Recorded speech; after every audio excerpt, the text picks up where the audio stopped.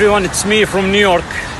As you know, coronavirus those days pervades the world and many governmental systems almost collapse.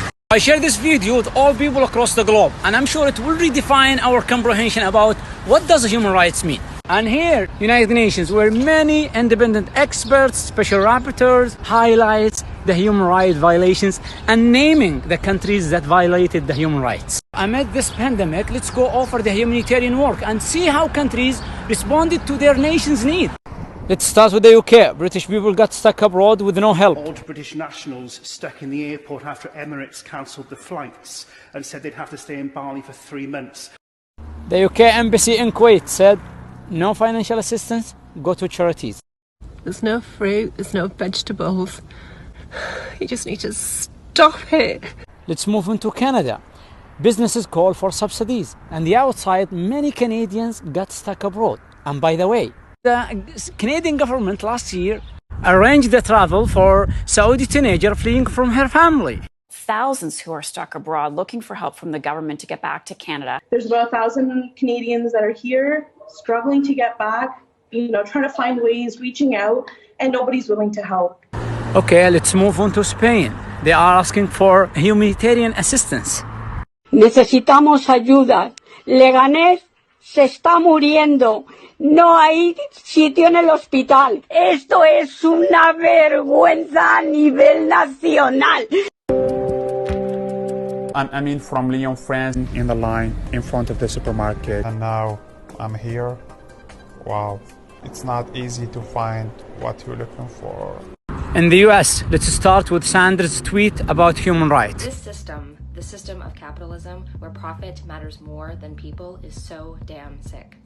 And the coronavirus is showing us all its symptoms. We need where everyone is guaranteed free, high-quality healthcare. Many businesses are closed, so the working class people lost their jobs.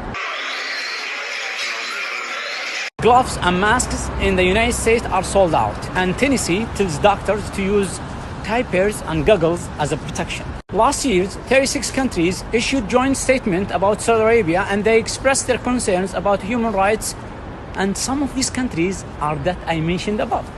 In contrast, let's take a look inside Saudi Arabia and see how they responded to this pandemic. Let's start with the non-Saudis who are living right now in Saudi Arabia. I'm actually advising Americans that are in the kingdom that I would strongly consider sheltering in place. Food supply is good, emergency services are sound. En Arabie Saoudite, hôpitaux publics, hôpitaux privés, tous accueillent, soignent les malades du coronavirus. Masks and gloves distributed for free in the street. All Saudis outside the kingdom hosted, isolated in comfort. See what our Saudi government provide us with 5 stars hotel full board free of charge. 코로나 때문에 힘들었지만 그렇지만 사우디아라비아 대사 직원들 아주 감사드립니다. I am Saudi. I got stuck in Moscow and my government provided accommodation at 5-star hotel with 3 full meals. I'm Saudi. I get stuck in New York. My government for providing me free food and 5-star hotel. If you look at healthcare, if you look at life expectancy, we're looking at human rights. That's all human rights. The government will cover 60% of the private sector salaries. On top of that, Saudi Arabia granted free treatment for patients who got sick from coronavirus, whether are Saudis or non-Saudis.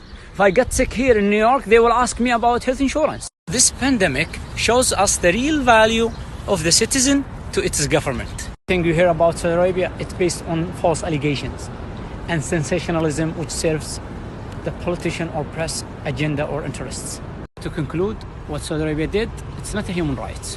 It's something more far away from our comprehensions, something called fatherhood, which is mutual respect, love and care between the government and its people. And this should be taught next year here as a role model in the United Nations. Thank you.